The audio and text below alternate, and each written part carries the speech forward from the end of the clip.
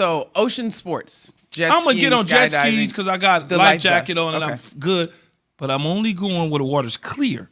So you can see the when it starts to get, you know how you're in the Caribbean, it starts to get dark. Blue, I'm turning too around. Much seaweed. No, I'm going. All right, bougie alert. I'm only going where the water's clear. And I gotta have to be record. And I have to have a professional guide with me at all times. On a jet ski? Yes, absolutely. So you don't drive it. Somebody else has to drive it? No, I'm a driver, but he needs to be within close proximity, following along. You know, I'm just trying to be safe, man. Y'all can laugh all y'all want. Have you ever encountered, like, I know you go to great, beautiful, exotic places. You don't know what I do, but go ahead. Don't do that. Don't be trying to. I can bet on that. Have you ever encountered, like, dolphins, swam up to the boat, saw a shark, any water experiences? I've you have? Okay. Pet this little bitty sharks and stuff like that. Okay. They small. In the aquarium. Yeah, I've done that. Yes, I have. Why would you pet a shark? With little doesn't matter. See, under touch on the top. professional supervision. Under professional supervision.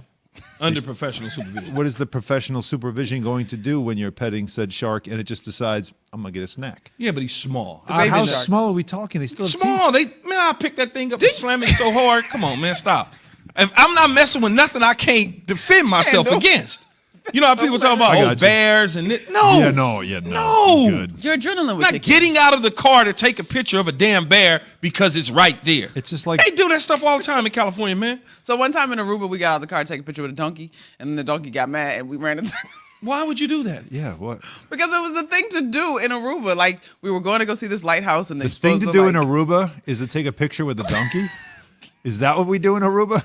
Last week, before we move on back to sports, way better in my head. Last week in Glendale, California, a couple found a bear and his cubs swimming in their swimming pool in the back, and they went out to shoot. I said, see, that's the first thing. Now, if the bear gets mad while he's trying to enjoy his vacation and do something to you, that's your fault. Instead of calling the wildlife, animal people, and all that. But they might be aggressive. Yes. You just kind of You don't do anything. You lock your doors and get on the phone and call 911 and say, hey, they in the back of my house acting like it's a resort. To be fair, one time there was some baby raccoons in the well in my basement. I'm not doing that. Calling people. I was like, that means there's a crazy mom somewhere around, so we need to like call the people. But they eventually I don't mess with on nothing. their own.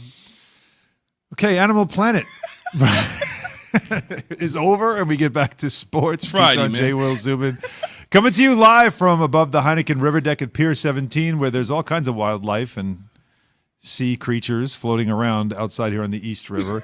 But we digress and get back to the NBA Finals because up 2-0, I think the percentage is 89% when you're up 2 games to 89%. nothing. You go on to win the Finals. And with that in mind now, as the series heads back to Milwaukee and how Milwaukee has looked, they give them 118 points now in back-to-back games. You can talk all you want about the shooting aspect for Middleton and what Jrue Holiday needs to do more of. But the Bucks have to do a better job defending because they give up 118 points in the playoffs. Major issue. So Stephen A. last night with Scott Van Pelt, he was not ready to say this is going to be a sweep. But as the series moves back to Milwaukee, a lot of pressure on the Bucks. Take a listen. I'm not going to call it a wrap, but I will tell you this. You better win these 2 games, because if you only win one, I'm not going to disrespect them by assuming they're going to get swept. But if you don't win both of these games in Milwaukee, this series is going to end in 5 right here in Phoenix, and Phoenix is going to capture the championship. Milwaukee's got to go back. They got to win both games. They got to stop worrying about sending out petitions to keep people like me from coming to town. And instead, what they need to do is put forth the petitions against their coach and players and say, rise to the occasion and get it done, because we got a lot on the line here. They've got to play better. Monica, obviously they've got to play better. And I mean, we are focusing so much on what's happening on the offensive end for them. But wouldn't you agree that 118 points now in the first 2 games of the series is the biggest issue of all for Milwaukee? No, I don't. Giving up 118 a game? I don't know that they're going to be able to stop that. So to me, you can't be Chris Middleton and Jrue Holiday and go a combined, my math is terrible, what are they, 13 for like 38, something like that? I think it was 12 for 37. Something crazy, right? So you can only hope to contain this Phoenix offense or if they go cold in terms of their shooting ability. So I said this after game 1. Yeah, 118 is not great, but to me, you got to be able to keep up offensively. And if, like he said, you get a 40-point night from Giannis, and then the rest of your backcourt. What are y'all doing?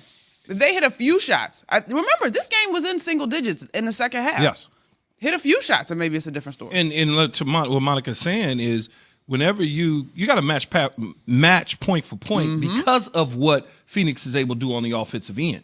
You cannot rely on trying to stop them from scoring 118 points. They're going to score. They're going to score. 118? Devin Booker and Chris Paul combined in these first two games for over 110 points. 113 exactly. Yeah. 113 points. It's actually the most of a backcourt in the first two games of the finals. So you know what you're getting. Since who? Not since anybody. Since the Splash Brothers. Well, the yeah, Splash but Brothers more were the than them, though. closest. Yeah. So, yeah, because in 2018, Stephen Curry and Klay Thompson, 106. They did it again in 2019 at 103. And Chris Paul and Devin Booker at 113 of the last two games.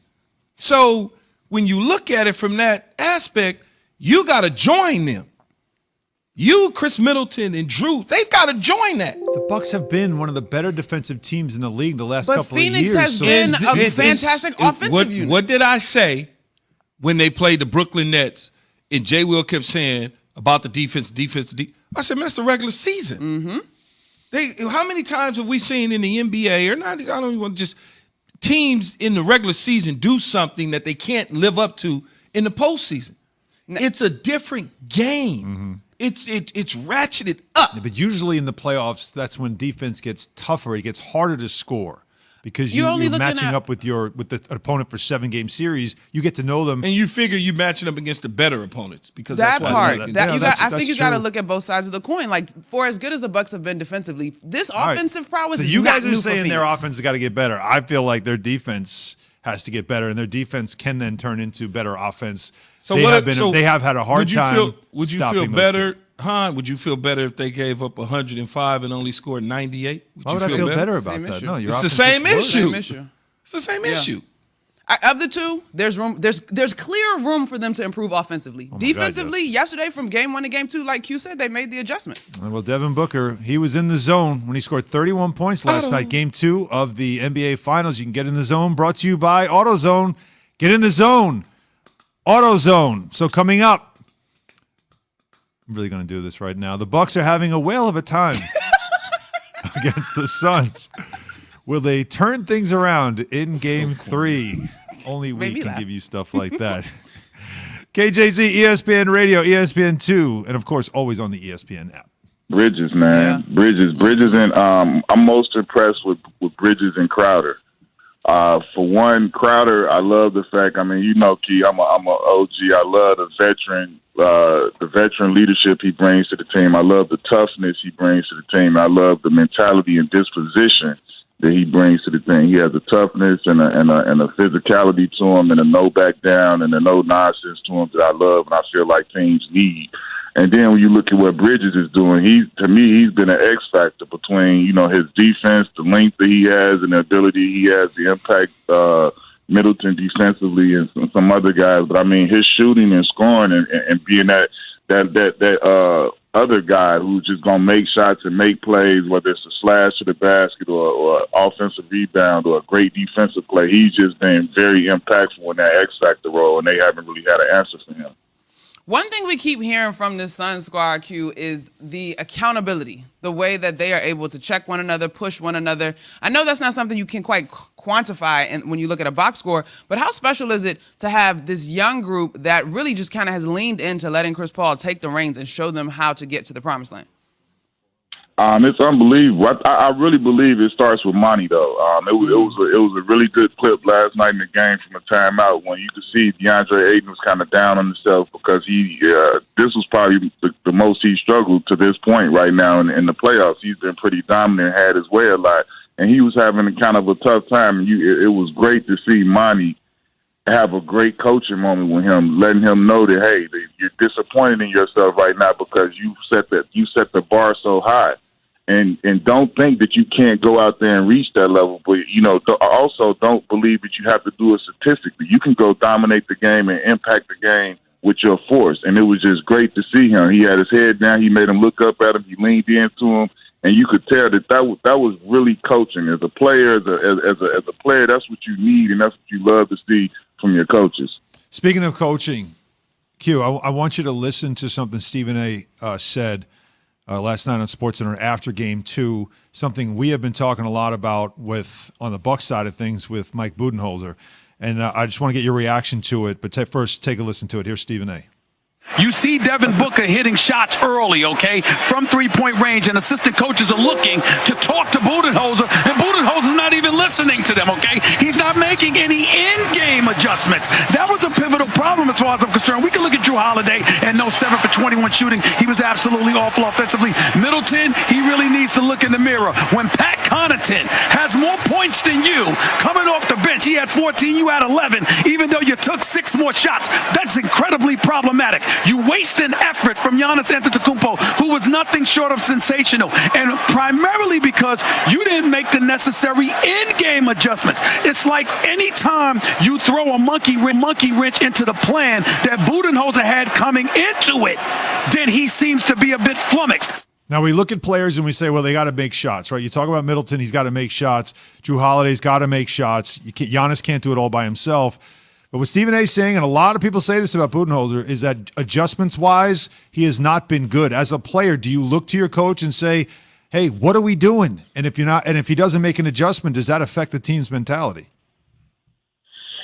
I can't say that I'm arguing with some of the stuff you just said. And if I'm a player, we do look to our coaches for the adjustments, but I feel that the Coach Bud, he made adjustments from game 1 to 2, but I think the key word in that sentence was in-game adjustments, and that's what we haven't seen him do. Because I think I applaud him for the way and the style in which he switched guarding the pick and roll last night. They started off very aggressive with Chris Paul and anybody in the pick and roll, but the thing was they were getting over the pick and roll and fighting through and staying with them. But the thing that I think stands out when they talk about in-game adjustments was that they, to a fault, they stuck to the plan.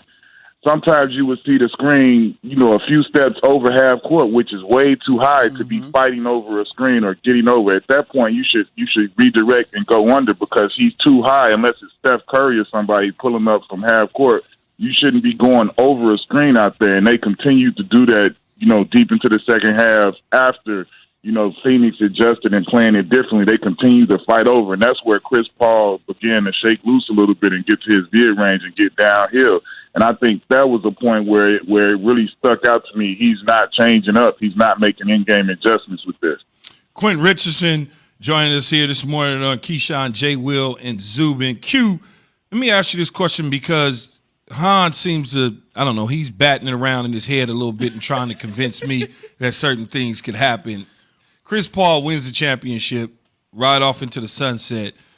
His deal is up. He can exercise out. Does he go back to Los Angeles and team up with LeBron James and Anthony Davis and back home in L.A. where his family is at, or does he stay in Phoenix to ride this thing all the way out?